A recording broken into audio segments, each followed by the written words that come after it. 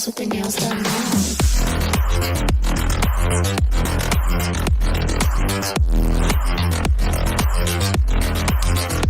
Girls with their nails done. I like the girls with their nails done.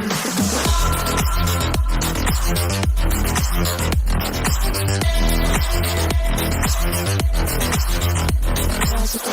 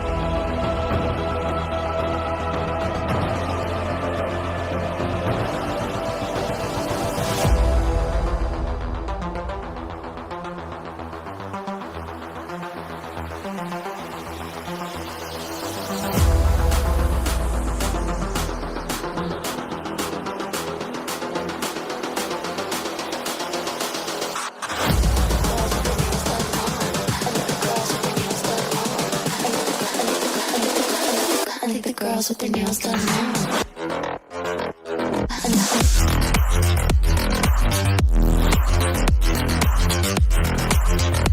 Girls with their nails done. I like the girls with their nails done.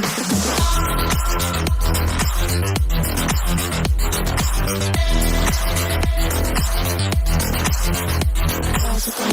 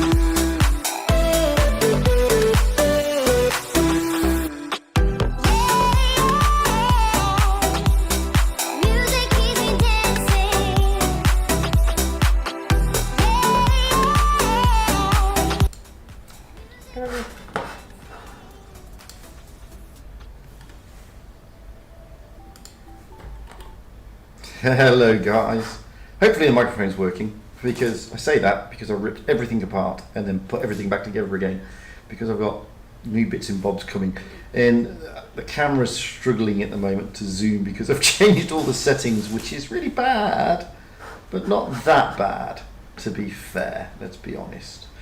So how is everybody? Hopefully you can hear me, hopefully the sound is okay, because I've changed the microphone settings as well. So there we go. Oof. So we got lots to talk about. Realistically, we've got a new update with lots of new things. We've got crate tank in the store. We've got multiple players being banned.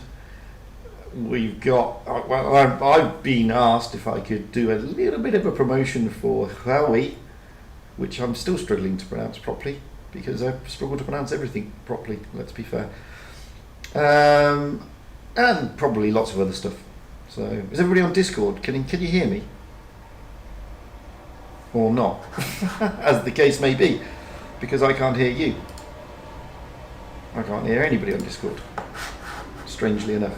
I can now hear people on Discord, and there's a lot of people on YouTube. Hello, everybody on YouTube. Who we got? We've got Kerfuffles. Good morning, or good afternoon, or good evening, or good night. I don't know what it is. Any advice on best? We'll look at that actually, Kerfuffles. Hello, Dark, another one of my members. Thank you for joining. But Barney and Buddies, where have you been, man? You've not been around for a while. TT on Blitz, how are you? Tommy D, how's it going? The deal for real, yes. And Bot Blitz, no giveaway. There is a giveaway, but it's not. Well, there is a giveaway, but well, we'll see. I'll tell you all about it. So the sound's okay. Oh, thank crikey for that. Before I kick off, a couple of things. There's a chap called Newbeater. He's in Raid. Newbeater 9000. He has a YouTube channel, I believe. So get over and have a look at it. He's a good lad. So yeah, there you go. His Discord server is also listed in my server. So go and check him out and have a look at that. In fact, he's a nice guy. Before we kick off, every time we always go to the store. So let's go to the store. And we've got T22 containers. So the T22 is still there. It's back. It's still in containers. What can I say? It's still what it is. However, 4,000 gold for effectively 2 containers. It's probably not worth it. At least they're doing it for gold now, which isn't too bad. And the offer there, if you haven't got the T22, it's probably worth it. It's coming down, but it's still in crates. You've then got the Blitzing Progetto. I mean, what a great tank. 10,000 gold. It's a bit steep. It's a newish tank still, but it is a good tank. And you do get all the equipment unlocked, and you get a load of certificates, and of course you get an avatar, which is what everybody needs. You can get it without all that stuff, just the garage slot and the tank, and it's 8,500. So, oh, Layla, hello. Todd Joe, how are you doing? Tommy, and as I said, you still got the T22 containers, which, you can get, 11 there for 16,000 gold. That's not bad. But, I mean, the drop chance is 5%? It's still a risk, hey? It's still a risk. Then you've got the Golden Dragon 121B at 15,000 gold. Now that is a good price. It's actually a really good tank. It's a very, very nice tank indeed. And it's a tier 10. You can't go wrong. I mean, it is a lovely tank. The one for 10,000, you get 2 tanks for 10,000 at tier 8 and tier 7. I would tell you to avoid that like the plague unless you are a tank collector. Both the tanks aren't exactly great, guys. They're not nice tanks, to be fair. I mean, the VK 168.1 isn't fantastic. It looks like a mouse, but it's not. It's not like a VK 100.01, so be careful with that one. And then the VK 4503, again, it's not a great tank, and it's tier 7, and it really struggles against tier 8s. So if you're thinking of splashing out 10,000, save your money and spend the 15,000, or get the Progetto. That's what I would recommend. If you haven't got the Progetto, get the Progetto. And then you got a load of other bump and bobs in there, as you can see. Bundles now. I'll get to that one in a minute. I'll get to that T25 pilot in a moment. Certainly not now. So you can get the T15 and the Panzer 38H, a tier 3 and a tier 2 tank for approximately, what's that? It's about $10. No, it's not $10. It's about $5, roughly $5, €5, £5. It's tier 3 and tier 2, guys. Again, unless you are a tank collector, is there really any point getting it, to be fair? And then you've got all these supplies, as you can see. And then you've got the dragons. That's not a bad offer, to be honest with you. It's about $15, 15 quid, something like that. And you get in the WZ112-2, which is a nice tank. It's a tier 8, so heavy. Against, also you get the tier 7 type 62. Not a great tank, but it's okay. It's not a bad tank, to be honest with you. And that's going for about $15 odd, as I said. Or alternatively, you can spend like $12, 12 euros, whatever, and just get the WZ112, and then spend about, I don't know, that's about $8, something like $8, $9 to get the Type 62. You're cool. And then the rest is all there. Now let's get back to the elephant in the room. This one. Yes, the T25 Pilot. Now, I haven't got the T25 Pilot. I haven't bought a single container, as you can see, and I don't intend to. Because with a 5% drop chance on a very, very mediocre tier 8 tank, I don't think it's a good deal, personally. Now, Meadsy's run a video on this where, well, he just raged from the opening, from the end of the credits, from the end of the intro to the credits. He just raged about this tank.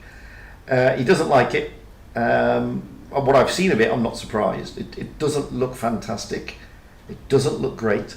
Hello, cookies. But it's your money, your call. Like I said, it's a 5% drop chance. Okay, you get the charms, but what is it? It's 25 charms. That's, I mean, okay, you get those. You get a container there for what? $5. But once you run out of the container for $5, 25 charms, you need 2 of these. 2 of these, and they're $50 each. That's $100 to guarantee you a tank. And a tier 8 mediocre tank at that. I mean, guys, hey Ricky Schneid. I mean, if like, I wouldn't do it. Seriously, I would not do it. I would not spend $100 on a mediocre tier 8. That's just me. But your call, as I said. Very much your call. But 5% drop chance, guaranteed tank at $100. No. It's just, if it was broken, if it was amazing, if it was totally OP, you know, then yeah, it's worth it. It's worth a look at it. But it's not. Not when you've got tanks like the Object 252U, the Chimera, the Defender Mark 1, the Action X in Tier 8, all of which are very good tanks. You even got the WZ112-2, which is also a very good tank, to be honest with you. I would rather buy the WZ112-2 for the gold, or whatever it was, than this. And yeah, some people will like it, don't get me wrong. I haven't got it, so I can't tell you how it plays. I have no idea of this play style. I don't know if it's good, bad, indifferent. All I know is I saw a video by Meadsy, who does lots and lots of tank reviews, to be honest with you, and let's just say it was not, he did not paint a pretty picture of this tank. And the question, I appreciate everybody likes it, but ask every this question, because he's playing it on his press account. Would he spend the money to get it? That's the question you need to ask. Now, if Every likes it so much that he is prepared to drop that much money to get it in the crates in his own personal account, not his press account, then I agree. I stand corrected. But there you go. So, I mean, even Shell's saying there it's a mediocre tank. And from what I've seen, it's a mediocre tank. From what I've seen from Meadsy, it's a mediocre tank. So, anyway, like I said, it's your money. I haven't got it. I haven't tested it. I haven't tried it. I haven't played it. I have no idea what it's about. I don't know if it's good, bad, or indifferent. From what I've seen of the gameplay from Meadsy, it's just like, meh. So, that's that basically. Next, those kind chaps. Okay. There's a lot of hoo-ha in the news about this company, Huawei, okay, or however you pronounce it, because I'm really bad at pronunciation. Now, they have they've got an app gallery, which is basically like the Amazon store, and they've just secured the rights for World of Tanks Blitz to be downloaded from their app gallery. And what they're doing until the end of this month, so it's another 10 days effectively, they're doing basically a cashback. If you spend X amount in the game via their app gallery, and they all give you 50% back. Pretty straightforward. You spend £10. So, well, let's say you want the T25 Pilot, you spend £100 to guarantee it. They'll give you £100 back, basically. But they give it back in their form of their form of cryptocurrency, pretty similar to Amazon coins. But that's not a bad deal. Now, I know everybody's got a bit of a beef about Huawei and all that sort of stuff, but what do you care? I mean, if you're getting 50% back, what's the big deal? And don't get me wrong, you can spend their coins, their money, either back in the game. You can even buy gold with it and everything, or you can spend it on completely different things in their app store. It's completely up to you.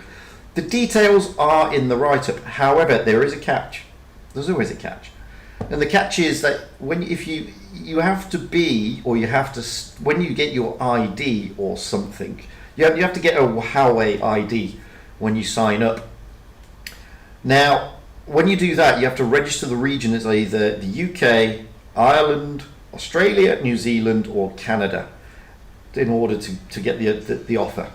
Once you've done that, then basically you'll get these coins, but you can change the region later. Problem is, you can only use the coins in the region's app gallery that you are registered. So you have to be careful there.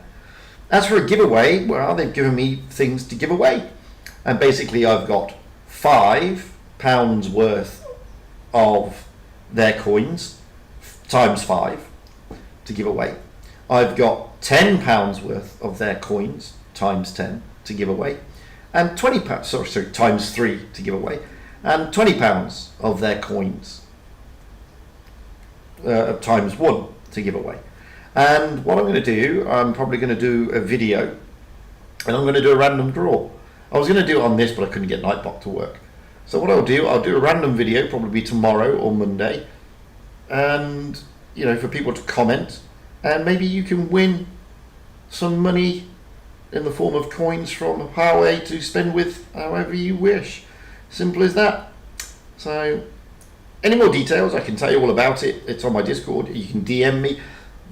All the details that you need to know is in the write-up on YouTube anyway, on this description. Excuse me, coffee went down the wrong way. On the description for this video. It's all there. Just follow the links. YouTube, it takes you to a YouTube link, tells you how to add everything in, etc., etc. And the very last link is the important one. Make sure you tell them you came from me. I need Fugitsblitz. That'd be nice.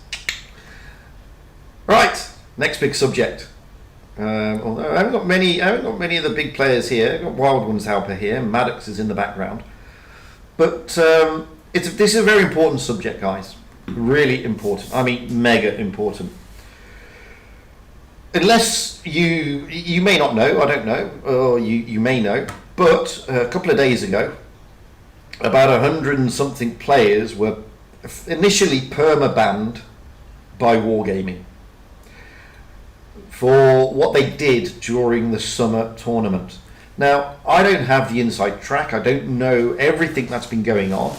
My understanding is that, and I don't know if it applies carte blanche across the board, but my understanding is the majority of those who were permabanned were done so for account sharing, which is a violation of the end user license agreement, to be perfectly honest with you. It is in there.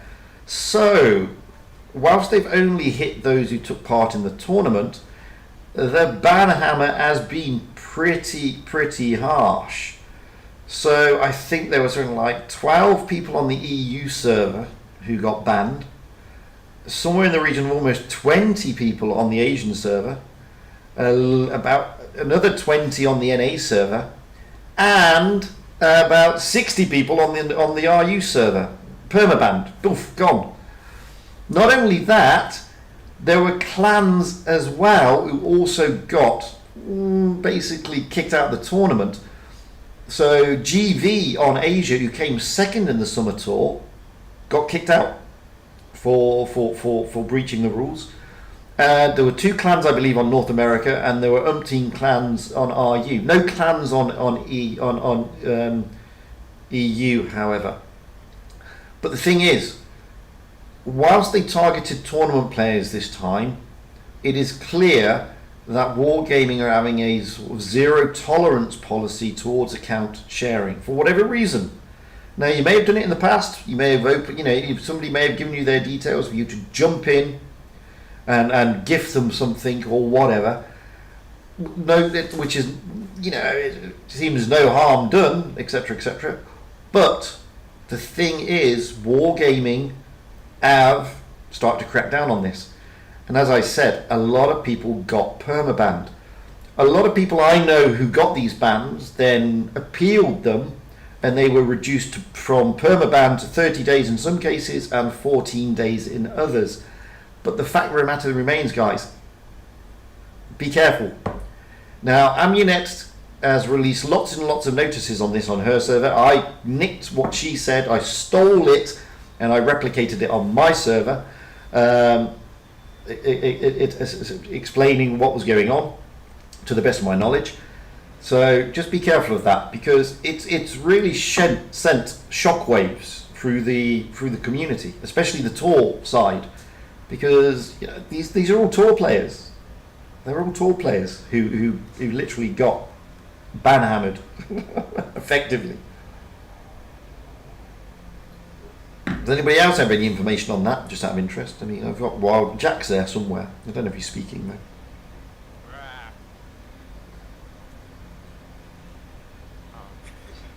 I have no idea what that was. It was something, maybe. I don't know.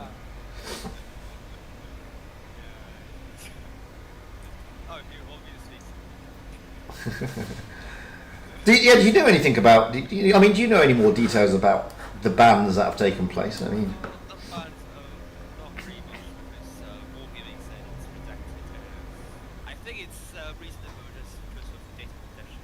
Absolutely.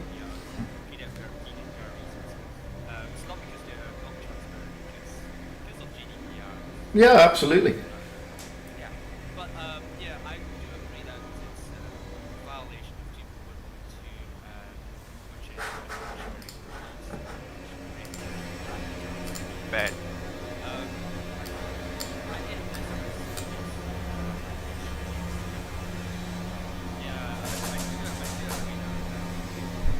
step down on the violation of the EULA, and I think it's a step in the right direction. I hope that's going to suppress, for example, account trading, which, in my opinion, I think it should not have place in the game at all. And hopefully they could find a even better way, maybe find a good way to crack down on the use of the mod stats give you a big advantage, and also emulators, which is in violation of the clause 2.1.6.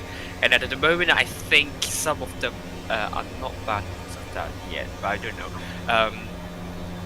While I do think some did get banned by 2.1.7, which prohibits any unsporting behavior such as personal attacks, personal threats, or blackmailing, and I don't know, that could be possible, but we never know. No, I mean, I've only spoken to a couple who remain nameless, and they were banned because of account sharing, effectively. That's why they were banned. And from what I've seen, replay. From what I've seen, it was, Wargaming have their ways and means to find out, if it's suspect or not. Now, somebody raised the question: does that, what about going via VPN or multiple devices? And Wargaming have said, no, VPN shouldn't affect anything, and we're not going to give our reasons and our sources away of how we track this. But what we do know is that we can differentiate between VPNs and multiple devices being used. I don't know how they do it. I have no idea. but they can clearly do it. So just be careful, guys, with account sharing, even for the most innocent of reasons. And it has prompted a lot of people, me included, to start saying to wargaming things like, well, if you didn't have tournaments in Tier 8 that relied heavily on premium tanks, and if you removed either premium tanks or restricted them to tech tree premium tanks, then the people aren't tempted to account share to get those Object 252s, etc., etc. And the other thing I think that's sorry. No. I think that's, you know, not naming any clan, but I've seen clans go out with almost a full complement of 252Us. Now, that being the case, it's tempting to account share if one of your clan members has a 252U and you don't. It's not in the store, it wasn't in the store, so you can't get it for the tournament. It's simple. Either remove premiums or leave it to tech tree premiums only. You know, the IS6, the Louver, etc., etc. That would remove the temptation, number one. Number two, we need a gift store. We definitely need a gift shop where people can gift somehow. I mean, people gift gold, gift tanks, you know. YouTubers, a lot of YouTubers rely on giveaways. How do they do that if they can't gift? So, you know, the wargaming. My understanding is there is a gift store in World of Tanks PC. So why would it be so difficult to have one in Blitz? I don't know, kerfuffles. I don't know if they did try it before. To be fair. So I can guess of two reasons why there isn't a proper gift store if it's so far. Well, first reason is obviously the abuse that the gift store got since the last iteration. So what happened was, you know, people can use chargeback in App Store or at Google Play Store. So they bought their gold with a throwaway account. So they bought that gold and they gifted to their own account, and they charge back that amount from their throwaway account. So wargaming cannot, even wargaming bans that account, it's gonna be useless because you already got your money back. You already got your gold in your account. So this was what I heard from Ribble. So this abuse was so bad that they had to take it off. So that is one of the reasons I think that why there's no gift stores yet. The second reason could be I have to bring up about, I think you guys have heard about the issue, the recent the lawsuit from Epic Games to Google and Apple Google Play Store. Well, Fortnite, right? Well, the Fortnite stuff, yeah. So remember that the in-game purchase with digital items things? Yes. So my guess is that actually might have something to do with something preventing Blitz from setting up an online store that's outside of Google Play and App Store. Yeah, because Google and Apple take 30%. They take 30% of the purchases. So. Yep. So I'm guessing that the reason why wargaming cannot set up an online store outside of Google Play and App Store maybe is that reason. So if they want to set up an online store like how World of Tanks PC is, it's gonna be on the web, right? It's gonna be it's gonna be outside of Google Play and Apple Store. Correct. So I'm guessing that somewhat it might have something to do with this that prevents them from doing something similar to World of Tanks PC. Well, that's a good point. That's a very good point. Yes, and it's one that a lot of people don't consider because they do have to kick back a considerable amount to Google and Apple. Yes, that's true. So if they could have done that, I'm pretty sure that they would have done that ages ago. And not in this form, not in that previous form of just gifting what you have instead of gifting with real money. Yeah, that's probably. I'm not loyal to yours, so I'm just gonna leave it to you to guess. No, that's probably true. I mean, I'm looking at interested how Fortnite and Epic Games are going to work out on this one. To be honest with you, it's an interesting one. I was just guessing, this is my guess that it could be a reason why Wargame hasn't done it yet, and it sounds pretty and it sounds actually that sounds plausible. Oh no, I totally agree with you. Sounds totally plausible. Right. Well, in my opinion, about the account sharing, it's just not because of the premium tanks. I mean, for tier 8, it's premium tanks. Tier 10, the tech tree tanks also can be quite a reason why people account share, because like grinding from the very start to tier 10 takes a lot of time and effort, and some of the accounts might have the tanks there ready and some don't, and this can be also another reason why people account share, just because the players who don't have these kind of tanks cop into that Good point, account Lena. and play them.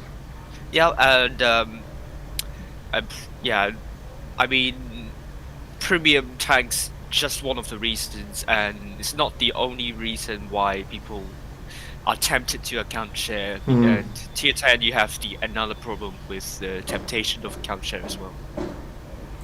Well, I mean, the reason, from what I can see, the reason why the account sharing was done during the summer tournament, High Team Trouble, was purely because everybody was spamming on certain servers premium tanks. Simple as that.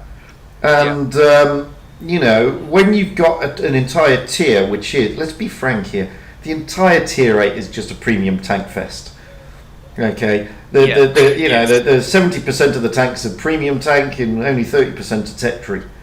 And some of those premium tanks are absolute monsters. 252U, WZ1122, Chimera, Scorpion G, the list is endless.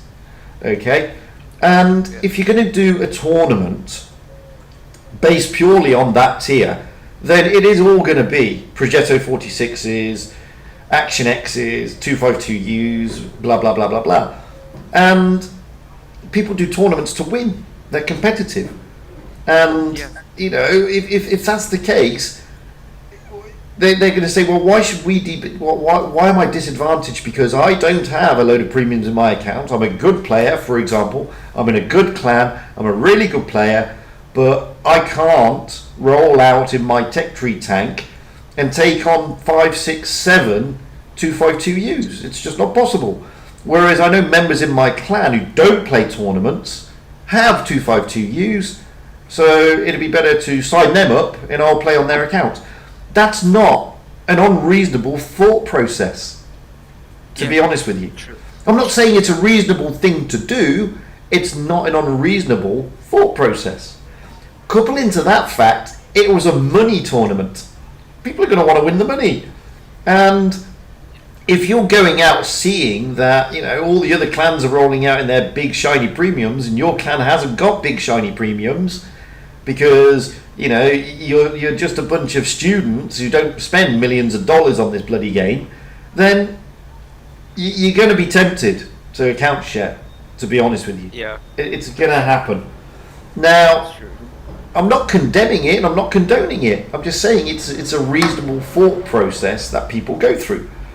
It's simple as that. That's the thing is that it's fucking weird because they're banning people for account sharing while with the previous tier 10 tournaments fucking raid cheated and they didn't ban at all. Oh, that's another issue. I don't know about that issue. Well, I know about the banning issue because there's like 100 odd people being banned for account sharing. Now, like I said, I mean, okay, if there's no gift store because it will be abused and it has been abused in the past, fine. I have no problem with doing tier 8 tournaments, wargaming. Remove premium tanks unless they are restricted to tech tree premium tanks, which everybody can get their paws on. That removes the temptation to account share. Simple, really. And those who then account share, they've got no excuse. And you know, the full weight of wargaming's ban hammer for breaching the UCLA can kick in. But at the moment, I don't think they thought about tier 8 tournament too much, is the honest answer. I really don't. I think it took them by surprise. I thought they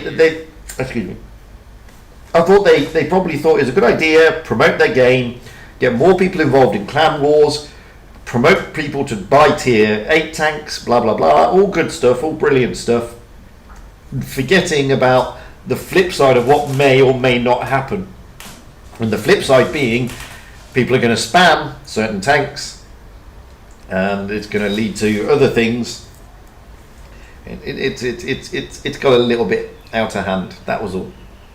But I feel sorry for the people who've been banned. No warning, just boom, banned. And I know why they've done it, because obviously it's money up for grabs.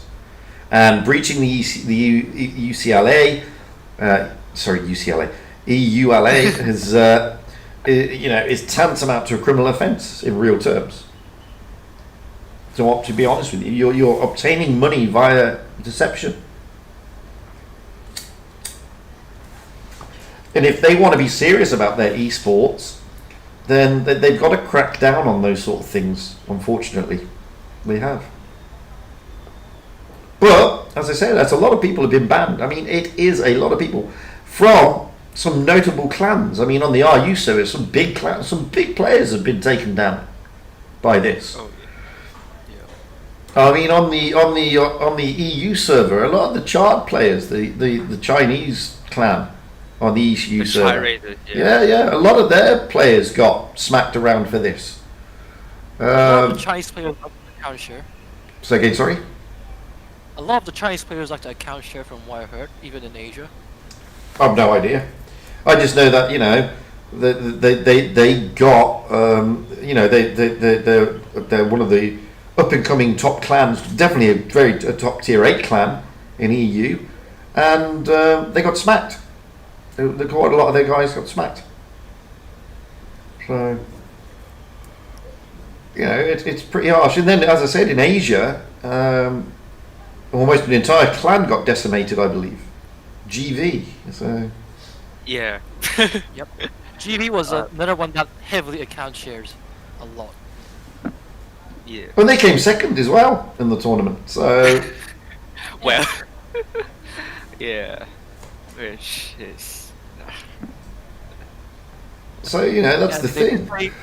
Also, the prize money using that. So. But exactly. I mean, there's a lot of repercussions to what happens. So just be careful, guys, because account sharing is obviously something that wargaming are cracking down on. That's simple as. Yeah. And especially in tournaments, and it's something you really do need to be mindful of, even if you're doing it for the most innocent of reasons, is what I'm saying. It doesn't matter how innocent your reasons are. If wargaming take exception to it, then they'll ban. Simple. And as you can see there from Patrick, he's saying he got banned, but he managed to get it reduced to 14 days, which is good, but he still got banned. Simple. So it's not worth it, guys. Don't do it. But we are trying to push Wargame to find out if there's ways and means around doing certain things. Because there's got to be somewhere, somehow. I don't know. And then we've got update. The update is here. What does everybody think of the update so far? I don't know what the fuck changed. Like the new crosshairs? I haven't even tried the new crosshairs. I haven't even tried. It actually look decent. Process. Yeah, you can change the crosshairs. I haven't even tried it yet, to be honest with you. I haven't even tried that. Process what? When? Well, when you go into from the gun, where the gun's aiming. That's a great mastery, Sarah, in a T95. So yeah, I mean, let's have a look. If we go to settings. Where the gun's aiming? Eh? Graphics. I need to what is it? Is it on HUD? Yep, HUD and this crosshair. Reticle. So there you go. Look, you've got A-shaped, which is what you currently have. You've got. I hate the A-shape. You've got the aim point, which is just a dot, which I think would probably be very difficult if you're on Dead Rail or Winter Malinovka, as it's just a white dot. We can change that now? Yeah. Yeah, you can change it. And then you've got a crosshair. Imagine not reading the patch notes. And then you've got a crosshair. Now you can change them. That's the summer. This is the winter. Can't really see how much it's changed in winter, to be fair, from the summer. Let's go back. Let's have a look at the white dot. I can't really see how much it's changed for winter. Let's have a look at desert. No, it doesn't change. It just so this is one on dead rail, and as you can see, the white. Okay, it's pretty pronounced, but it's not the best. The crosshair's not bad though. The crosshair's not bad, but it has a white dot here, so that could be traumatic. And of course, that's the original with the chevron, or the A-shaped as they call it, which everybody should be used to. But the white one doesn't look too bad, I guess. All depends what you want. I'm gonna use a dot. Yeah, the 8-point dot doesn't look too bad. Nor does the crosshair. I like the crosshair one. That's not too bad. I still don't know what the attack marker is or something. Radio or ray. That's the reticle marker. So that's not too The bad. attack marker is when you receive damage. Yeah. Oh. Appearance of markers indicating enemy attack. So that's not bad. So that's one of the things that we got in the update. Yeah. We had quite a few other things as well. Sure. There's actually quite a few updates ago for the damage marker. Really? Yeah. Oh my god, I just found out. That's why you read patch notes when they come out. So we also, let's go through it. We also had some balance improvements at tier 10. That was the WZ113. Had some additional space for some more ammo. More ammo? Yes. Oh, yeah. Yeah, I found. Yeah.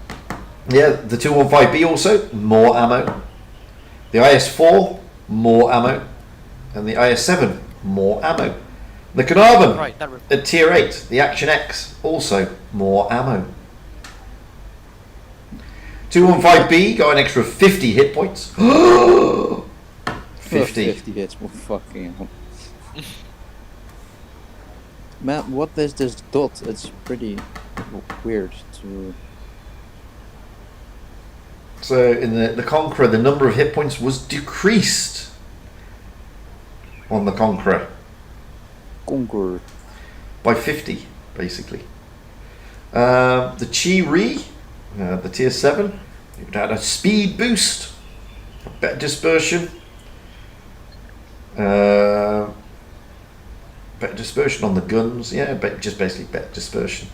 The Chi-To had a speed boost, and also it's quite sunny today, so I'm coughing a bit. It also had dispersion increased. Say that the Chi-Nu-Kai had a speed boost, and the Chi-Nu had a speed boost as well.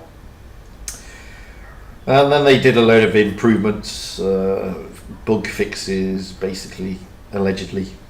So, and now those of you who have got Galaxy S20, S20 Ultra, S20 Plus, Note 20 and Note 20 Ultra, plus the Galaxy Tab S7 and S7 Plus, you can now have it in 120 FPS. There you go. So those of you running Galaxy things, there you go. You can now get 120 FPS rather than 60. So that came out with for iOS devices, especially the new launch of the new iPhones, a while. So that's okay. It's done. So you can get that now. Deleted the options for showing your battle results and adding friends via Facebook. Did anybody actually use that? I don't know. Those of you running the older Mac OS on your devices, minimum now is 10.10. Update 10.10 on your iOS device, so be careful. What else have they done? Yeah. Okay. Yeah, the other were just like little bits and bobs. Yeah, that's basically it. I mean, that's the main thing. And obviously there's new camos as well, somewhere along the line. but they're not there. So that's basically what happened in that. Or in the update, as you can see, not much really has happened in the update. I've run out of replays because of the update. Basically. Oh no, I've got one more, I think. Yes, I have one more. Again, it's Sarah in the E4. So that's what's been going on. I don't know. I mean, I was playing yesterday, both on Asia and EU, and there's a lot of ping spikes, but that's normal after an update. To be honest with you. After Oh, I updates. thought it was just on my side. No, I was watching Juicy Tender Steak as well. Oh, look at that! I'm playing the replay now with this new crosshairs. It's quite cool. It's quite funky. Look at that. That's not bad. Not bad at all. So yeah, I mean, there's been a few ping spikes, but as I said, that's normal. It's part and parcel of what's going on when they do an update. Excuse my arm being like this. My shoulder is still hurting. What else has been going on though? We've talked about the tanks that have been updated. We talk about the ban hammer. I've talked about the Huawei stuff.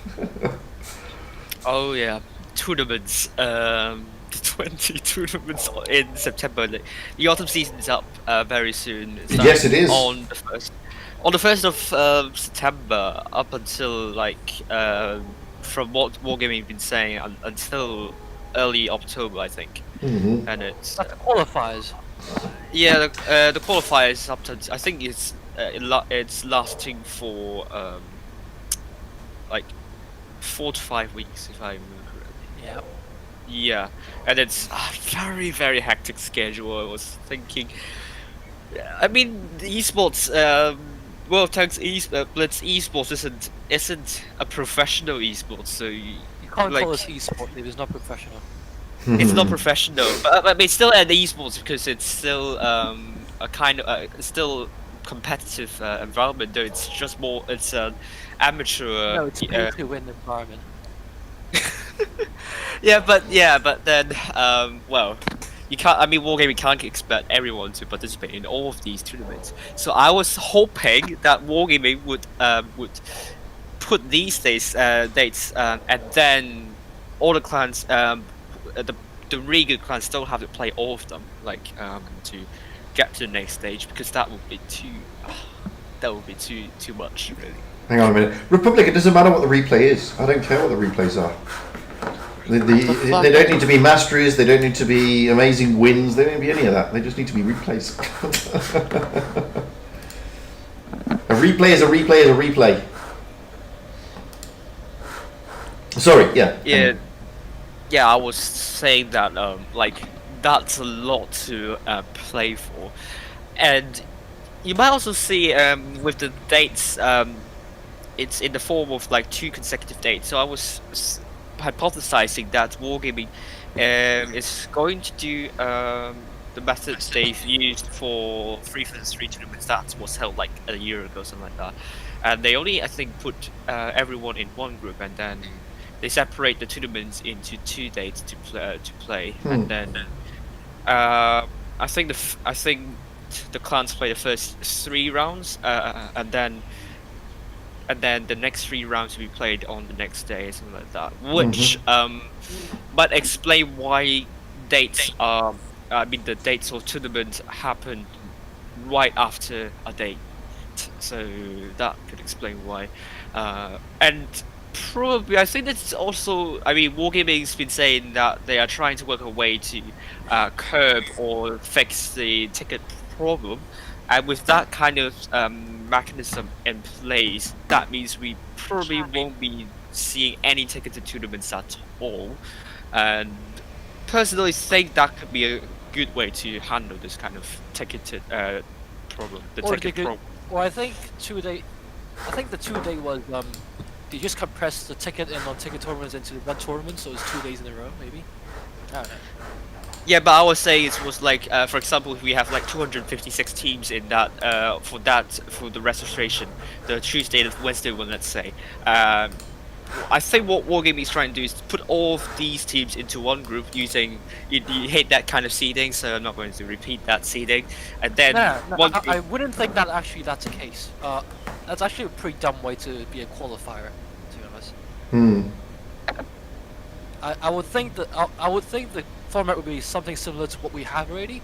So instead of having a ticketed tournament, they would just basically put a non-ticketed and ticketed tournament into one. So first day would be a non-ticketed part of it, and the second day would be a ticketed part of it. And instead of giving you tickets, it just advance you to the second day.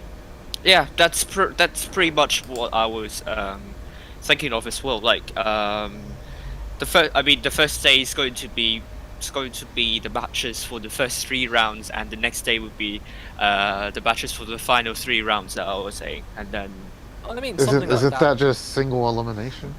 Yeah, single It should be. elimination. Yeah, single elimination. That was saying the 256 teams, or say is the first round will be the round of 256, and then round of 128, and round of 64 for the 3rd round, and then stop for that day. The next day is going to be for probably round of 32, and then until the finals. Maybe that's probably. I was thinking, yeah. No, because the old format was the top two of the group gets the ticket, or top 4 of the group gets the ticket. So it's basically not single elimination. So you shouldn't put it that way, because you're talking about as if there's only one team in the group that can advance, but in reality it's like 4 teams. In the group that Well, I mean, they use the I think why they use the summer season to test this format out is just trying to see if we can eliminate the ticket thing. And I think what summer season I think has done okay is that they give the tickets based on where in the bracket you finish. For example, for that one group, if you finish the first place, you get X amount of cups. Second place, Y amount of cups, and so on. And I think how clans would advance to the next round would be based on the number of cups you earn for that match day and something like that. And then the accumulation of the cups would define whether you will be qualified to the next round or not. Thanks, Republic. Yeah, I mean, but so are you thinking they're changing the format of the Ascent tours then? Definitely, because otherwise, I mean, Wargaming has promised to, tackle the problem of utilizing the loophole of tickets back in the spring season, and the easiest way to do that is tie the players into the clan. Simple. Yeah. If they start day one of that tournament season in Clan A, then and they change halfway through to Clan B, then they lose all their cups because their cups stay with Clan A. Simple. Yeah, but I mean, this is also quite a clever way, I would say, to kind of tackle this problem. I mean, I think what's going to be done by Wargaming is that if you register this match day, I mean, for example, if you register for the Tuesday tournament, then your team would be the same people for the Wednesday's tournament, and like you're tied to that team, and then and then if you manage to advance to the rounds happening on Wednesday, then you're going to play with that team, and I think it's also a pretty clever way as well. And Wargaming wants people to change clans to maybe boost their clans, and that also fulfill their wishes as well. So yeah, I mean that could work. I mean, I can see the downside is people saying, "Well, hang on a minute, maybe I'm not available." I mean, there are 50 people in a clan. Maybe one of our players is not available on Wednesday, but they were available on the day before the other tournament. It's a bit unfair saying that when I've got 50 players in my clan, I can only use the players that I played the previous tour with. That's a little bit unfair. I think that is. I'm actually against that because it defeats the purpose of having a professional team. Absolutely. So what the Russian top team does is basically they stuff their entire clan full of players who can play. So they basically send every Ascent tournaments with, like, I don't know, 3 or 4 teams of their own clan. So they're stuffing cups here and there. And meanwhile, the other professional teams only sending one team per clan, and clearly it's not like, even though you only get one team worth of cups, you're getting like 4 chances or 3 chances to get the cups, and like I think rotating members, if it's 1 or 2 members per team. Like, I think eventually there should only be like a set amount of players that can play tournaments within the season. Mhm. So Well, for I example, mean- one clan can only send, I don't know, let's say one clan should have only 10 roster, and that 10 player roster would never change throughout the entire season. And that would give a lot more, and I think that would give a better impression of an actual esports than just tournaments that people fuck around with. So basically, what you're saying is to have like a team that's basically a team. Like, take Raid for example. Their team very rarely changes on the EU server. So you're talking along those lines. So that's not a bad idea. I mean, but in order for that to work, and this is where the catch-22 comes in. In order for that to work, Wargaming have to give something back to entice those players to do that.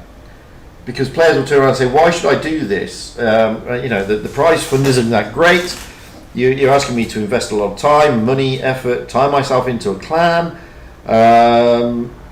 If you want me to tie myself into a clan, and obviously it doesn't bother me because I'm not a super duper unicorn player who's doing this, but if you want me to tie myself into a clan for a tournament season, win, lose or draw, and I get a clan come to me that could turn around and say, look, we're riding high. We think that if you joined our team, we could ride even further. You're preventing me from doing that, and I get nothing from it.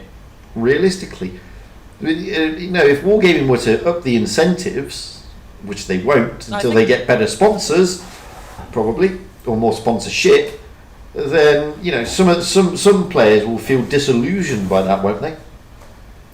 I do not. I won't think that way because, like, in some way you're correct, but I think if you're playing at a high level, I think cases like what you mentioned would be pretty rare.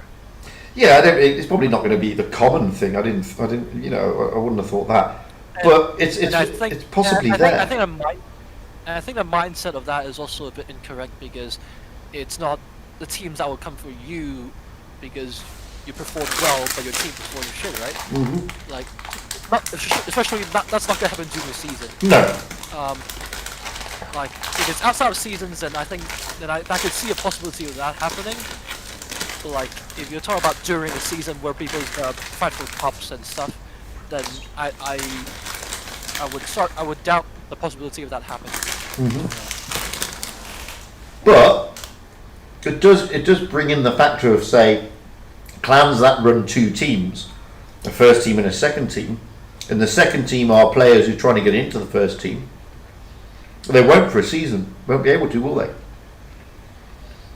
Well, you would have settled everything before the season started going here, right?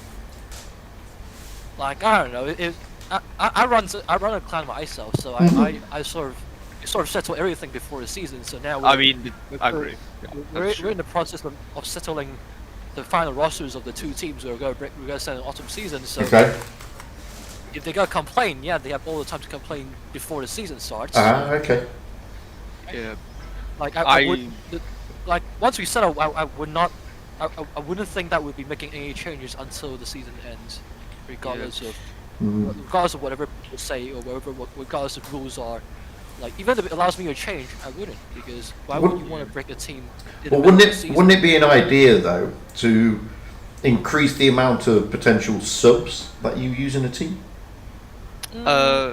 Yeah, I would go for it. I mean, what is it at the moment? Well, it's 9 at the moment, isn't it? 7 players and 2 subs. 10. 10. That's right. 7 players and 3 subs. I don't see a reason why we don't want to increase that number from 10 to. I think 11 is still. I mean, it's still. No, good. I think 10 is already a sweet spot. Anything above 10 means that you have to shove your players so often that you and your team won't likely to have a proper, like, I wouldn't say proper team. I'd rather say you and your team is very likely to be desynchronized more often than not than let's say a 7-man roster. I mean, with like 11 players, you kind of also minimize the chances of something very urgent happening that causes quite like a lot of your members being not able to play on that day. That could happen sometimes. Yeah, Like, I mean, it could do. unlikely is, but yeah, it could be. Like, with one more like 11, you minimize that chance of that happening. And this is also one of the reasons why people account share as well. Is because when suddenly there are some urgent problems happening on someone's side, if in case you only have like 6 and one that is not in the team can play, actually. I mean, the account sharing is going to actually solve that kind of problem, but I mean, with 11 if 11 players, it kind of like what the reason why we have 4 subs is to take into account that thing happening. So it's going to actually kind of dissuade more people to do account sharing because of urgent reasons. But There is that. I don't want to sound like a dick, but if that happens to any of my players, I'll tell them that you don't have the commitment you don't have the required commitment. no, to playing. no. I will say the urgent reasons could be something like your family issues, maybe someone you really love and treasure suddenly went to hospital and stuff like that. That could happen. Yeah, I know. Yeah. If that happens to the entire team, more than 3 players, then yeah, I'll accept the fate. Yeah, sure. Yeah. I wouldn't go as far as to say that, like, yeah, it can happen, but I wouldn't say like what are the chances of it happening. And like, yeah, I know we're not, Great general. we're not professionally tied to a contract or anything, but Yeah. I would expect at least, you know, some sort of commitment, or Yeah, that's true. like not. I Yeah. wouldn't say that is having more as a reserve is a bad idea, but it's a point is that whether it represents proper professional tournaments, like at the highest level. Whether so, like, let's say if we use that logic, we could basically extend the team to 50 players in the same team, right? Because we know we have 40 players together have their family in the hospital in the same day. I'll never know, right? It could happen, right? The number's never 0, so it could happen. Well. So, I mean, not being funny. I mean, we think about it. So it could be remote. I get that, but in the current circumstances where people are going down with COVID left, right, and centre, it's not that remote, really. To be fair, if you think about it. Yeah. I Yeah, understand that's that, but is it realistic to keep increasing the roster size as? Oh, absolutely not. No. I totally agree with you. It's not. The chance of that is never 0, right? Yeah. So is that realistic to increase the roster size to such a large amount that it basically loses the competitive side of it, right? Well, I mean, it's like take. I mean, I always compare it when I'm looking at any type of competitive sporting event. I always compare it to competitive sporting events. And for example, a football team will take out what? They will take out 11 players and will have maybe 6 subs on the bench. 6 subs. 6, 7 to 8. You said it's Yeah, 6. but they can only use 3. Yeah. Simple. So I mean, that's not saying you're going to have to use them all. It's just saying that you've got players there who can fit in as and when necessary. And all I'm saying for World of Tanks Blitz is on the competitive side. If you're going to stick with a team, if you open the tournament and that is your team, which wouldn't be a bad idea. Those are committed players. That's their team. Then you've got to have a pool of substitutes who can't be effectively penalised because they weren't in the team roster to begin with, if you know what I mean. That's what I'm saying. You don't. Nobody's saying that you have to use them. Nobody's saying that they have to turn up. You still have to turn up with your minimum. I'm just thinking of the bigger, more competitive clans, whereby players can move from one clan to the next clan, or players may not be able to commit all the time. These things do happen. And then you've got other players who may be in Team 2 who can't get a open house chance of getting into Team 1 because of the new requirements or whatever. I don't know. Whereas I still think there's a lot of work they need to do to get it right. I think that's what they need to do. It's good that they're looking at it, though. I mean, that's the main thing. It is good in that respect, because there were a lot of issues with the ticketed events and the way that the trophies are done. The number of cups is also one of the biggest problems. Oh, it's a huge issue, because Huge. you know it's. Hi Neil, hi Neurogamer. Which giveaway? Which giveaway in Eurogamer? I mean, a lot of people got upset with. I think it was FBI and Loca, followed by Raid. Followed by Raid. They did break the rules, but you know there was understanding there. I mean, Raid may have not got into the top 8 in the spring season. It wasn't the rule violation because No, it wasn't. You know, lots of people have said they cheated. They haven't cheated. They've not broken any rules. There's no rule violation. They have not cheated. They have not done anything wrong. People got upset because Raid used something to their advantage. Simple fact, which was perfectly within the rules, and they're perfectly allowed to do that. And you know, I understand clans like Winter War missed out, and they can be upset because they could say, well, hang on a minute, that's not fair.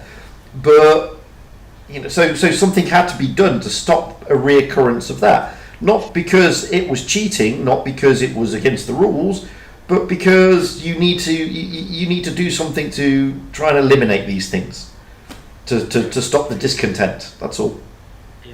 And also with the ticket, I mean the cup system is that the system is a linear one. I mean the number of cups increase linearly for the spring season, and the biggest pro is that for me is that if you register for the ticketed tournament, you immediately earn more cups than the team who finished first place in the non-ticketed tournament, which I think it's absolutely doesn't make sense at all to me, because all the top 4 teams can advance to ticketed tournament. So why would you want to finish like first, or what difference would it make if you finish first and fourth anyway? If for the ticketed tournament, the first round will give you more cups than finishing either first or fourth in the non-ticketed tournaments. And I was proposing the cup system to be in a way that is going to be that the first round will give you the cups that is the same as let's say that is actually even fewer cups than finishing fourth in the non-ticketed tournament, but then it increases exponentially.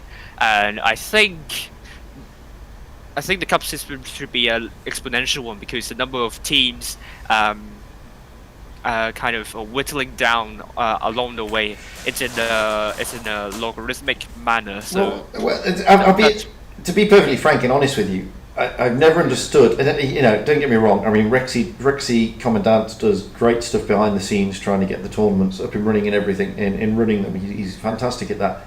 But I've never understood why Wargaming made it so difficult for themselves when it could be so easy. It's just so easy. Let's just take one ascent tour, the first ascent tour, okay? First ascent. Yep. And let's remove tickets, let's remove cups, and let's just have points, okay? Points, yeah. If you win, you get 10 points. If you come second, you get 8 points. If you come third, you get 6 points, like Formula 1, okay? And then the top, I don't know, whatever it is, the top blah 5, 6 or 7 or whatever, I don't know what it is. The top 6 teams then go into round 2 on the Saturday or whatever it is. What's wrong with that? And then whoever wins that gets 10 points, who comes second gets 8 points, etc, etc. And then it's not based on an individual, it's based on the clan and that team. Simple. Oh no. The original reason why people the cup system actually no issues. It was people. Oh no, I think it has really big issues there, because, as I said, it doesn't make sense at all when you have like when you register your team into the first round of that ticketed tournament, you immediately earn more cups than finishing first in the non-ticketed tournament. It just doesn't make sense at all. I mean, all the top 4 teams in the non-ticketed tournaments, I mean the top 4 finishers can go into the ticketed tournaments. In that respect, that shouldn't give you the first round. Shouldn't give you more cups than, let's say, the fourth placing team in that group in that non-ticketed tournament. I think it's a really big issue there, and that's also the main reason why Raid or FBI would try their best to get into the ticketed tournaments, because they can just earn a first place for the finish of the non-ticketed tournament, which doesn't make sense at all. Yeah, that doesn't make sense at all. Just make it points. It's much easier. Seriously. I mean, I did propose using point system, which actually I think the cup system is similar to point system, but I don't know why they would go for like a weird number of cups for that. But I did. They do the maths, but I just don't think they actually did the math in their head at all. Yeah, I mean, because if I look here, I mean, I've got 255 cups, and I can't remember how many we played. And then you add, so they stay with me, the individual, not the clan. And this is the bit I never understood. Why should the cups stay with me, the individual? No, the cups are just given to you as like, the cups are just given to you, represent that you play during that tournament. It actually does nothing because the team, you still have an individual cup count for your own clan. So even if you leave the clan, it does not affect your clan cup count at all. It does not stick to your clan. So you get the cups, but those cups are just sort of symbolic cups. They don't do anything at all. It's like I still got my Silver Series ticketed events. I've still got those. So, Right. Yeah. So those cups do basically nothing. No, that's okay. There's a, But they do something, because they do something though, because that's the advantage that FBI and Raid used. no. Yeah. They use the tickets to get the cups. Yeah, they brought ticketed guys who had won tickets. Yes. Yeah. So they brought ticketed guys into their clan. So the cups that they earn during that tournament goes to that clan. Exactly. Then what I'm saying is, you just get the points, and it goes to the clan, not the player. And then if, for example, I mean, Maddox, I mean, you're a pro clan in Asia, and you're the leader of that clan. If Wargaming said to you, right, we're now going to give you 10 tickets for your clan, it's up to you. You distribute them to, surely. Yeah. And then you've got your team, and you give each member of your team their ticket, because you have to have a captain of every team. Then it prevents people changing clans and taking their tickets with them, because the ticket stays with the clan. Wouldn't that make more sense, really? Yeah, talking about the cup system, I actually made a new system, and I think I posted it in my server as well. And I kind of explained quite in detail on how this cup system or the point system will work. And I did make some graphs comparing with my proposed system and the wargaming system, and really interesting actually, I would say. I don't know if you want to have a read on how I hang on a minute. Sanithu, they're tournament cups. So when you take part in like the Ascent series, you get cups for as you progress through. So that's what those are. That's what the tournament. Yeah. Yeah. I mean, my server there is a channel kind of for me trying to propose some new things out. Although I actually kind of use my new system and work out what the top 16 teams could have been in the summer and the spring season. Some really interesting results actually. I don't know if you want to have a list, if you want to know this, but some really interesting results. Definitely. Yeah, that sounds good. Yeah, it'd be interesting to see how it works, to be fair. Somebody asked me earlier the equipment on an E4. The equipment I use on the E4 is basically that. Although I don't use calibrated shells because I don't think you need them, because you do get 15%, but you've already got 310. That's a pretty good pen. So I actually put the gun rammer in. This is PC, on my main account it's gun rammer. And I use defense system, I use the improved optics. I actually use the enhanced laying device rather than the supercharge. I use the improved assembly. I use the engine accelerator, and again on my iPad I actually use the refined gun. There's no point using the camo net because I generally play the E4 like a sort of heavium. I don't play it like a TD. I don't sit at the back in it. I find it's more effective just sitting behind the heavies when the heavies push up, because frontally it's unbelievably difficult to pen. It's just a nightmare unless you hit that cupola. No. The cupola's the issue. Yeah, Cupola sucks. yeah, But, but I don't think the it's cheek stuff.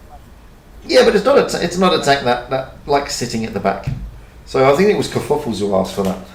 The other question was, how does the Ho-Re compare to the 263? Completely different tanks, mate. The 263, Right? 263. The 263 and the Ho-Re are just two completely different tanks, my friend. I mean, if you look at the Ho-Re, I mean, the Ho-Re is not as fast. It's got a good gun, but it hasn't got a massive reload, and it does quite some decent damage. I mean, look at this. I mean, the damage you're knocking out on your standard, and look at the penetration values. I mean, the penetration values and the damage you're knocking out is pretty good. Whereas if you look against the 263, which is here, the damage and the penetration is not the same. But the reload time on the 263 is unbelievable. I mean, and frontally, it's just massively stupid. I mean, the reload time is what? It's 7 seconds, whereas compared to the Ho-Re, where is the Ho-Re again? The Ho-Re, we've got 10.5 seconds, almost 11. So they are different tanks. They are different tanks. A lot of people can think that they're similar because frontally they are both pretty difficult to pen. But I find the 263 is like the E25 at tier 10. It's a cockroach. You run around in it like a mad thing, and it's like you run around in it like a mad thing and make sure that you're frontally on to everything. That's it. Yeah, like it's an IS-4's armor with not even an IS. It's a very good armor. Oh, it's a great tank. They're both really good tanks, but they both perform different roles. So Obviously, the Ori is a bit of a farmer. You can sit behind. 263, you have to be on target, so it's more front line. Like, it's a support role. yeah, You can't go brawling heavies. You can do that actually in the 263. You know yeah. how to angle that play. I like the 263. I think it's a nice tank. I do like it. Then again, I like most of the TZs at tier 10, apart from the Death Star. I just don't like the Death Star. Yeah, nothing. Never have. Never have liked the Death Star. I think it was used in the professional tournament 2008. After that, after the nerf of that, whatever camo and stuff, and even accuracy, it's not even seen in even the Ascent. No, it's not. It's a fun tank, and that's about it. But Yes.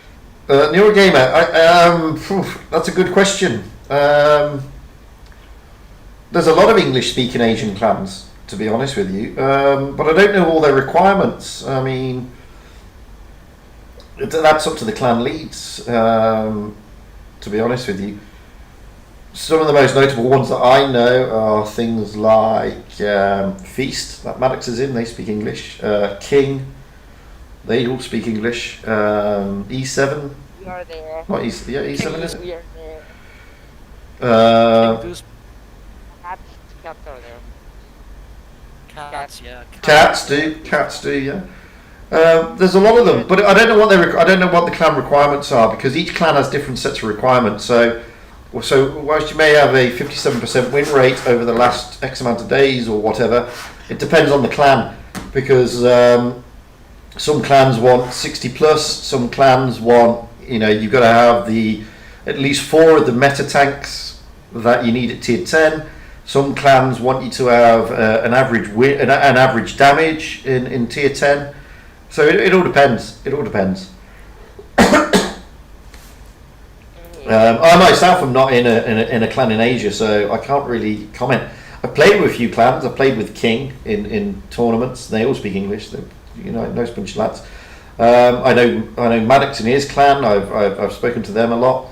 They're another good bunch of lads. But as I said, the clan leads have all different requirements for their players, and they when you're looking at the top clans, they all have tests and recruitment requirements and lots of things. And some of the very top clans that you see on Asia are very tight. The players have been there a long time. I mean, Feast is one of those. Their tournament team is a very tight team. So they have a second. yeah, so it's difficult to say who would I recommend, because it's not for me to recommend, unfortunately.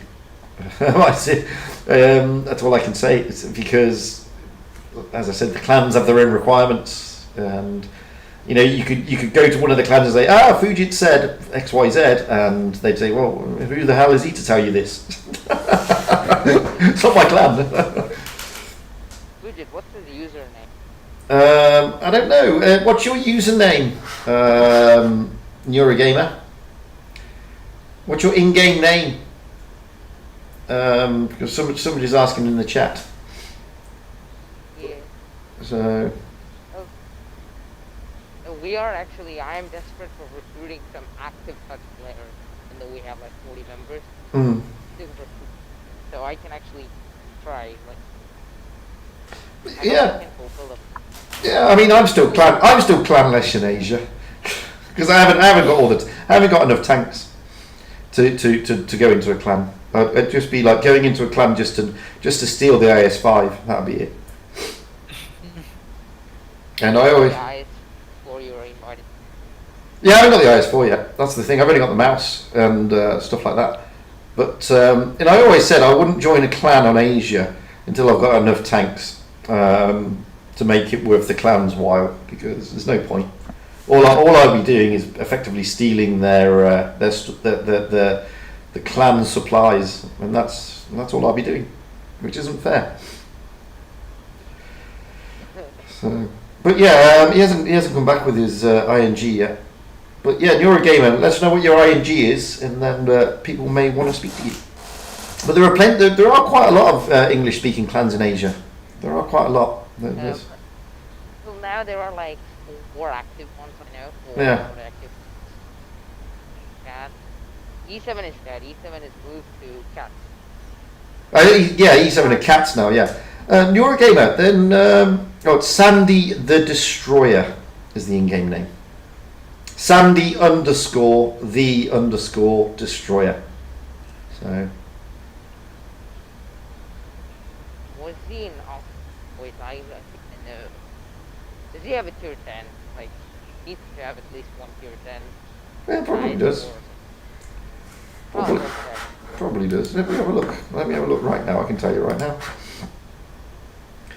With the wonder of the internet.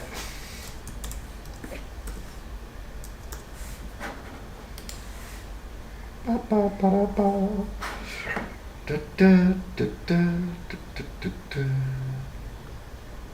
I've heard that somewhere in the low tier. 1, 2, 3, 4, 5, 6, 7, 8, 9. 9 tier 10s. Just saying though, he doesn't want to be a tournament player. Just wants a fun clan. Then track down a clan called Nova. Oh, no, that's the tournament clan.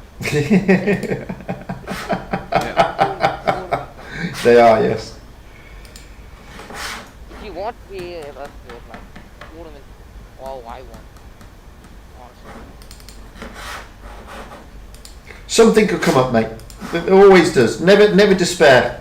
There are always good clans out there. There are always plenty. And as I said, I mean, I haven't got a clan in Asia, and it doesn't affect my way of playing. It doesn't affect me playing at the moment. It's nice to be in a clan because then you can obviously tune up when you're playing with the clan and doing all that stuff. But I generally play for live streaming, and there's always plenty of people I can tune with and ruin their win rates, so it's not a problem. It's not a problem at all. And I mean, I'm clanless in fact, I'm clanless across the board at the moment. I haven't got I'm not in a clan anywhere. Not in a clan in EU, not in a clan in Asia, not in a clan in NA. Simple as that. That's it. I still don't know the issue because you left Zenith. After Zenith. Yeah, it is what it is. It was nothing to do with them, nothing to do with me. No bad blood between the two of us. Let's put it that way. It was more third party intervention, let's say, and leave it at that. But yeah, I mean, don't get me wrong. I mean, I've had on EU, I have some very, very, very, very, very, very kind offers, which I'm pondering because I don't want to drag the crap that I've just faced onto a new clan. Basically, I want the dust to I want the dust to settle first. Yeah. And I want the crap that's been going on over the last week revolving around me to disappear. I don't want to take that to another clan. It's not fair on the other clan. Simple fact. And you never know. You never know anymore what goes on. Yeah. And you know, I have to stress it was nothing I did. So it was nothing I did. I didn't do anything wrong in my eyes. It's just the way it works. It's the internet. It's the way it works. Yeah. Funny reality. That's just the way the internet now works, I'm afraid, guys. Snowflake SGW have too much time on their hands because of the quarantine and stuff. It's just a bunch of snowflakes caring about political correctness. That's all. Yeah, I mean, a few of you on here know what's been going on, but the thing is, at the end of the day, I don't want to carry that bullshit to another clan. It's not fair on the other clan. Yeah. And I've had some very, very, very kind and generous offers from some very nice clans, and I'm just pondering, you know, because I don't want them to be tarred with something that, you know, they're not party to either. It's not their fault. So. And it hasn't, you know, at the end of the day, I can't play tournaments at the moment. Big deal. I'm not a super duper unicum anyway. Although I am on Asia. So you, Skanks, and Adrian made a really good team. That's because we're all nabs together. Yeah, like ultimate team. Like you can kill Sam in 30 minutes. I saw that, Shal, and I was going to speak to you actually. Yeah, I saw that. That you and Fusilier and a few others were doing us. Well, that was my attitude, Shal, but it clearly didn't go that way at all. I mean, you know, I wasn't I wasn't in a clan for anything other than playing a game. That was it wasn't nothing any more than that. You know, we don't all go and you know, take long walks with our hands being held in the dusk or anything like that. I mean, I'm 3,000 miles away from them, for Christ's sake, and still, anyway, it is what it is. Unfortunately, what to say? Yeah. Move on to the next topic, maybe. yeah. So we've moved on. Yeah. No. I'm not sure if it has been discussed 2 weeks ago, but I think WOTB did a survey in the EU server about bringing back some maps and removing some maps in the high tiers. And the survey, I mean, one of the questions is which maps should be excluded from the tier 8 to 10 battles. And there are 6 options to choose from, plus one option which you want all of them in high tiers. And those 6 options are Falls Creek, Mines, Dynasties, Pearl, Alpenstadt, Normandy, and Dead Row. And then the second question is that which map would you add to tier 8 to 10 battles? And 3 options plus 1 for none of the above. The 3 options are Lost Temple, Copperfield, and Mirage. So. Oh my God, that's horrid. Like I hate Falls Creek and Mines on higher tiers. Mm-hmm. Those two need to be removed. Like it's too small. They're like small. Like Falls Creek is like you can spot in the Wickers. You can spot the seaside when you're fucking 8. Yeah, you can. Yeah. Yeah. I mean, Falls Creek in Mines are. Unfortunately, like Mines, and I don't like Vineyard though. Vineyard is the map that I have the biggest problem with. Right? Oof. I kind of like Vineyard on the A side. I don't like the B side. I like don't the mind A Vineyard. Seaside is a dead zone, so Yeah, but then there are lots of death zones on different maps. So Vineyard's not one of the maps with the most terrible death zone. So Vineyard is fine. I don't think it should be removed. I think Vineyards have advantage. Like if you see Vineyards has the advantage on A side because you have the bush on the ruins. You don't have it on B side. You can actually reset. You can reset A from the A bush area. You can reset B, but you can't reset B. Sitting in a bush in Vineyards. Like if you're on the A side, you can go to ruins, whatever. What bot is this? There's a night bot on my channel. I didn't know there was a night bot. I hadn't even set the bloody thing up. it doesn't appear yet on my channel yet, but I don't know. Wow. Wowzers. What bot? Night bot. I don't know. I mean, those.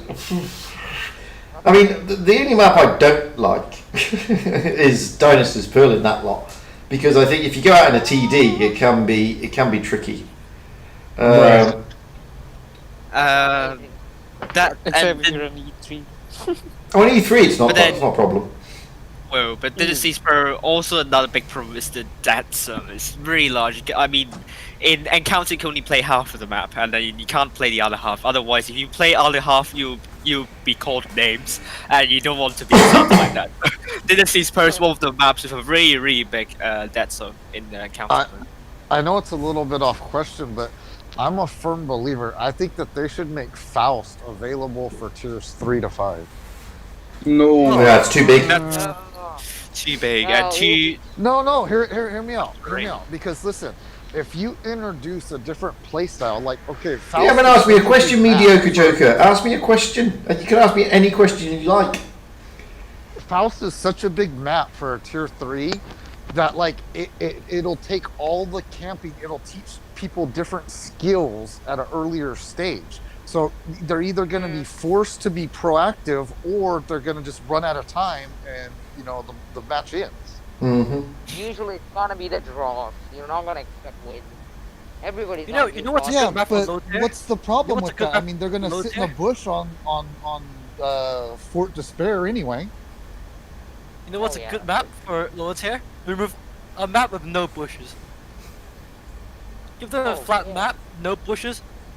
Let them juke it out. Himmelsdorf. I'm telling you, man. Faust Flat Earth tier Society. 3 or tier 4, it'd be awesome. It'd be awesome gameplay.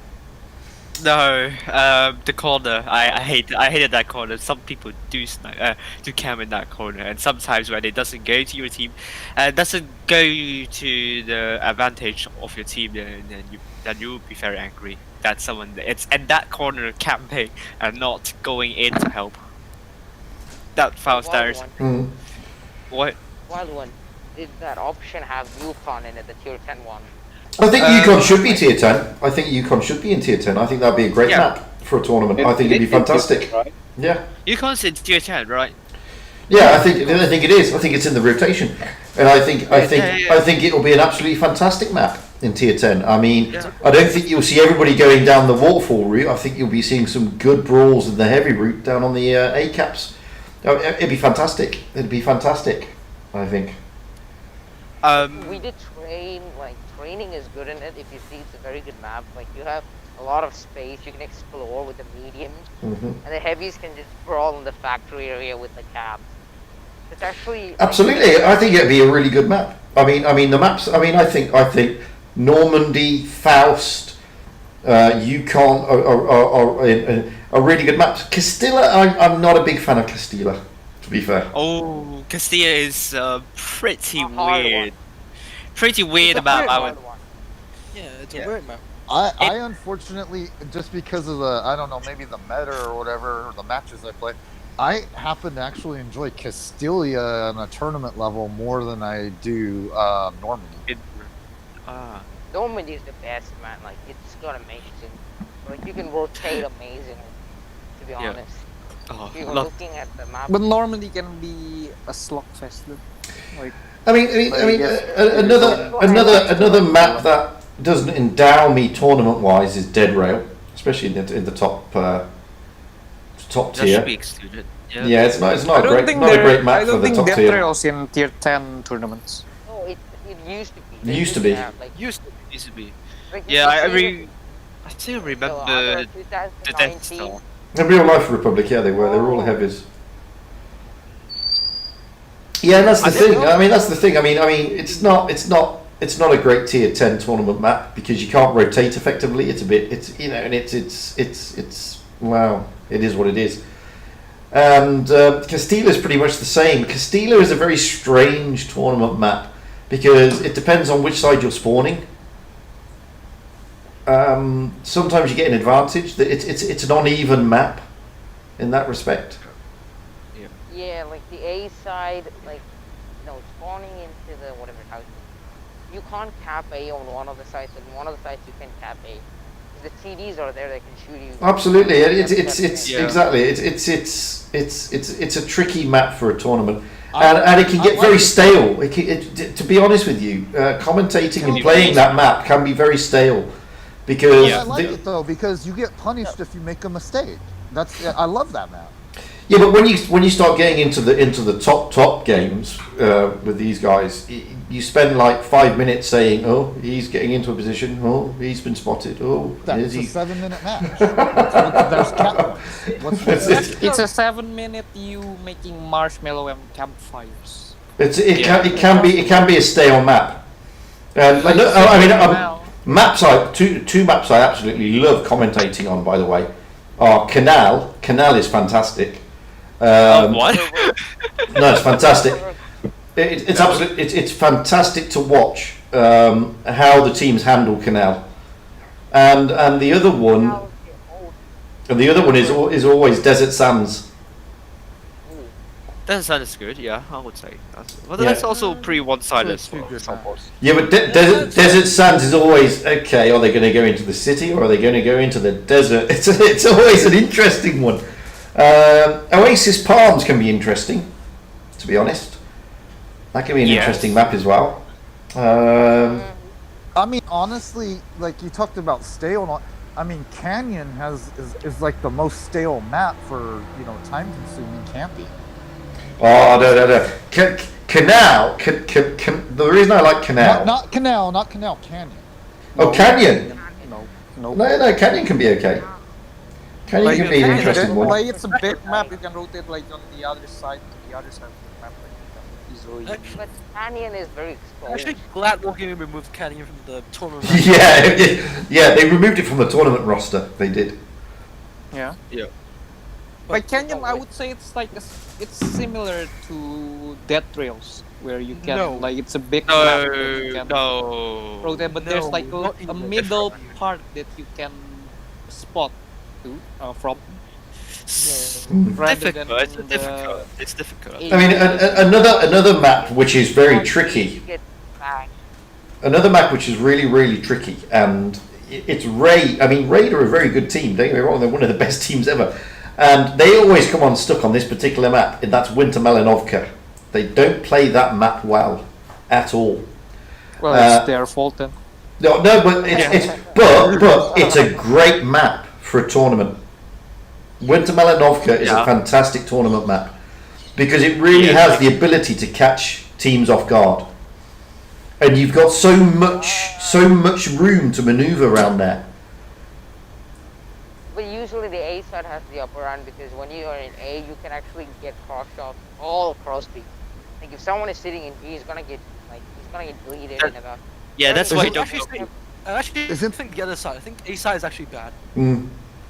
Isn't that the map they made their epic comeback on? No. Like Raid is shit in Winter Malinovka. Mayan, they made their epic on Mayan.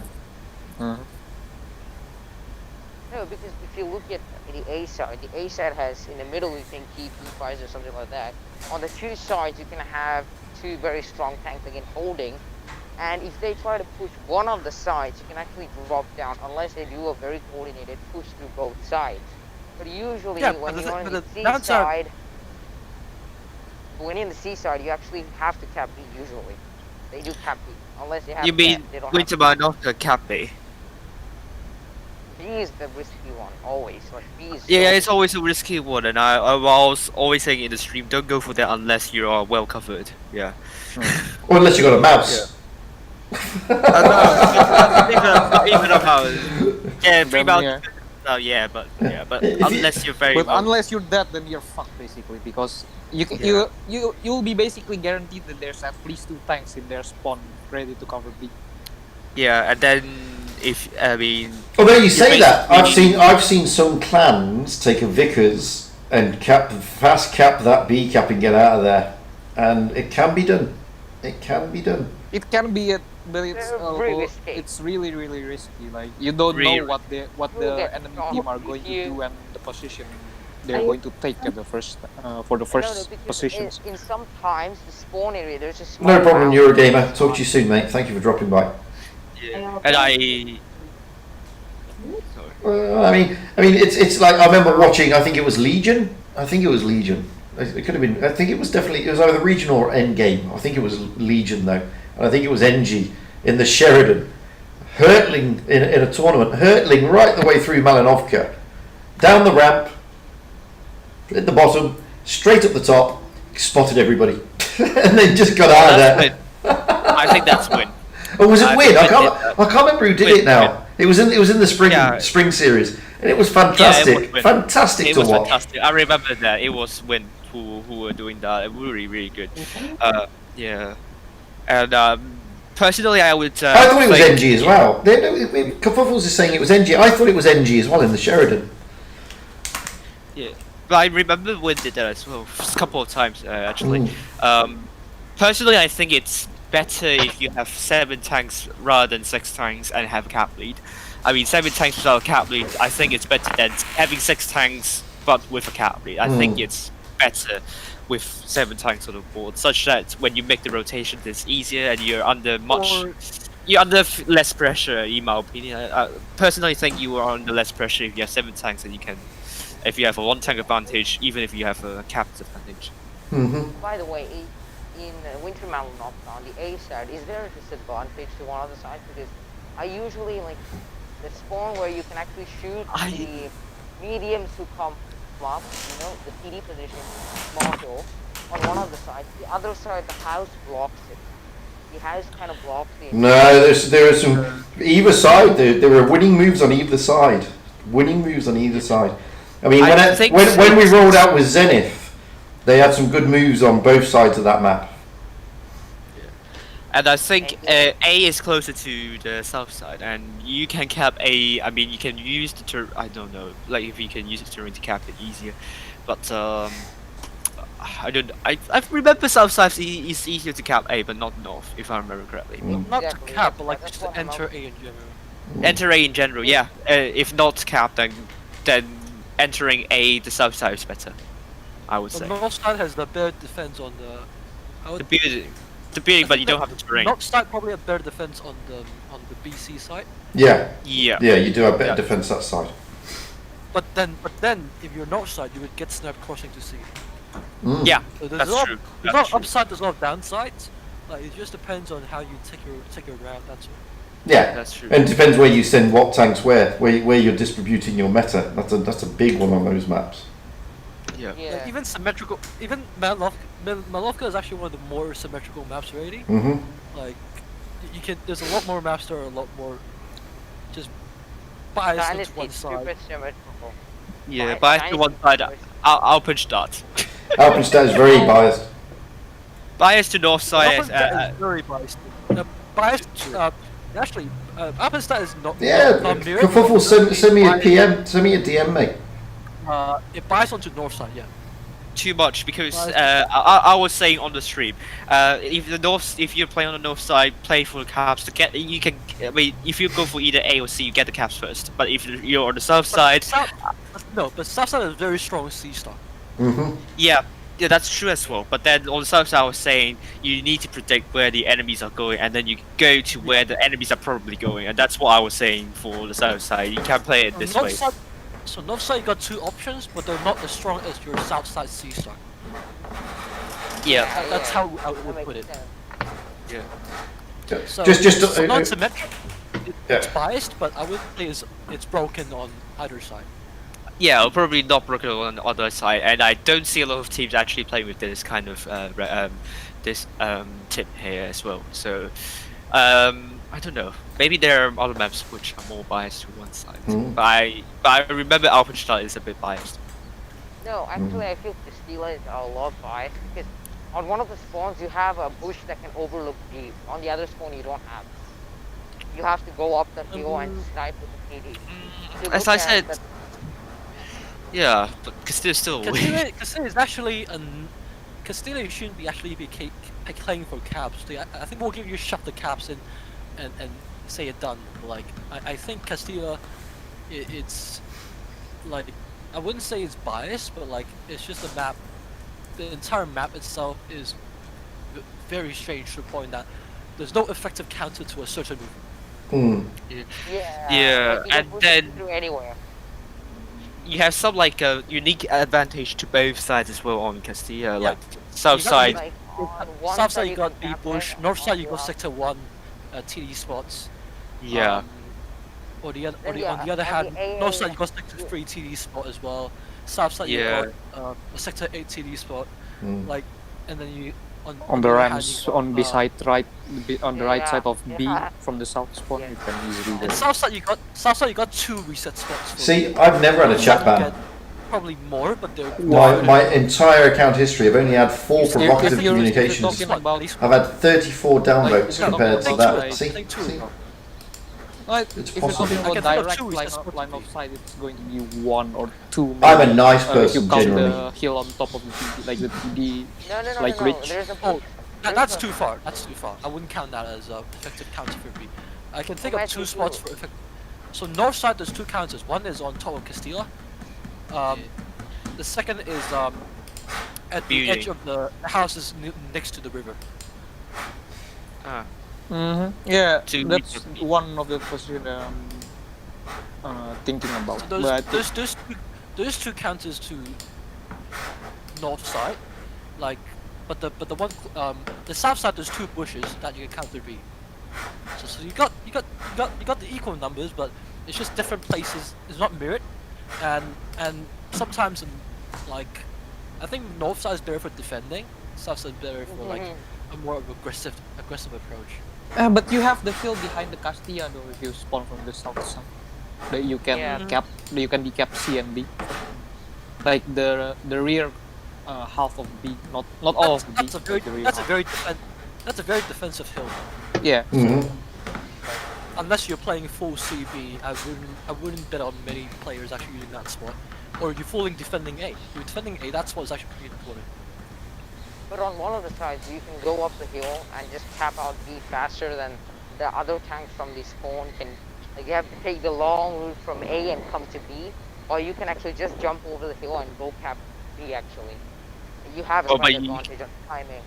Yeah, but if they have a medium or a light, and they're going there as well to be capped, it can easily do that. Absolutely. Unless they send 2 heavies to decap B, then it won't work. You can decap B with heavies, but if your light tank B would be so south side favors B, north side favors A. Usually the tank that fast caps B on that map, they get trapped, and so it's you get out of position very easily. Yeah, and you might take a lot of damage while capping B. Light tanks can work capping B without taking any damage if the enemy team didn't send any light tank or medium tanks to cover B. We might be. Don't you remember Yitabik's capping with Biscuit on the 268 behind the bush? Yeah, that's what I said. Like you can cap B in a light tank if you spawn from the south. If they didn't send any light tanks or medium tanks to decap B. No, they did send the medium tank. But the Nice one, Republic. He got like 800 damage. No, not 800. 900 damage. He ran away. Couldn't decap because there was Biscuit. Oh, you meant the first, like the other one? Yeah, that's what I said. Like if they send 2 heavies to decap B, then it won't work. Like the light tank from the south spawn will cap faster before they reach the position to decap. But if they send a medium or a light, then the south spawn light tank cannot cap B. That's what I'm saying. Yeah. Well, unless you cap on the right side of that circle, that could.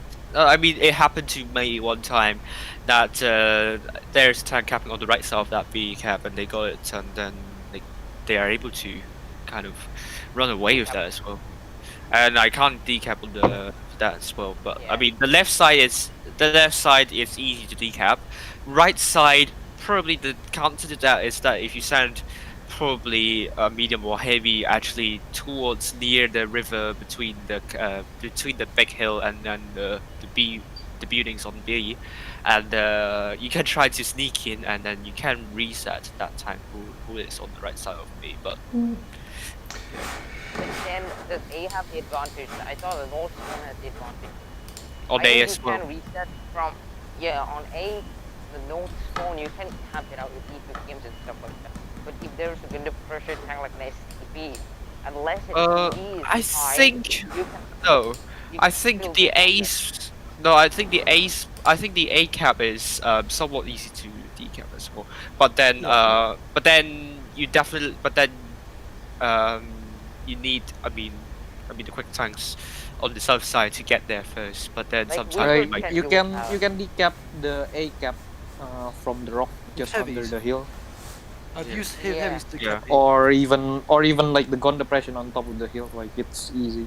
Like it's Yeah. very easy to decap it. Yeah, I've run out of A- replays, A Cookie. sometimes just- Unfortunately, because of the Like A update. sometimes is just a Yeah. death trap for the north spawn. Hot Rocks, how you doing? So yeah, I've run Unless out of you cap it replays. with So yeah. unless you cap it with 3 tanks.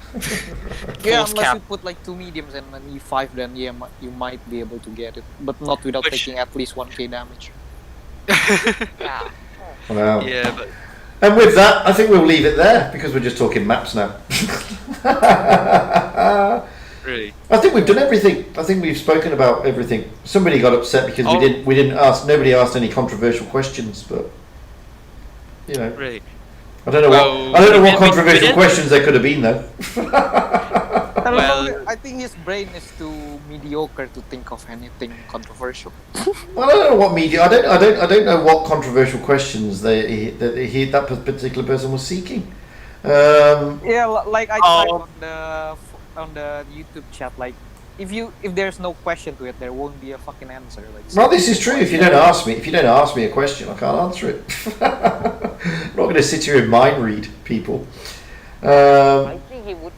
I mean, we did deal with some controversial things. We dealt with the BAMs. I dealt with the T-25 shot pilot. Pilot. Oh my god. I don't think we need to deal with that again. I haven't bought it. I'm not going to buy it. I can't even attempt to buy I it. like it. But there we go. I spent €5 on it and I got it, so I'm not complaining. I didn't spend €5 on it because I haven't bought it because I refused to spend €5 on it. Simple as that, really. Because I won't get it. So if people want to buy it, it's up to them. I mean, I'm not going to tell them not what to do with their money. It's their money. It's not for me to say what to do with it. I kind of like the first. I kind of like the Persian more because of the slight better armor. I know the Persian is like worse on the turret, but I kind of like it. Yeah. Anyway, Like it's literally a faster Pershing with a better turret armor, but I'm not Republic. shittier. I wasn't hull touching it. I think you can find that the person playing it was doing that, not me. Right, and I think that's it. Thank you for joining on YouTube. Thank you again on Discord for joining. We went on for 2 hours this week. We didn't have that much to deal with. Mainly because I've been on for the last 2 weeks. Simple as that. And there wasn't much in the update apart from a new reticle.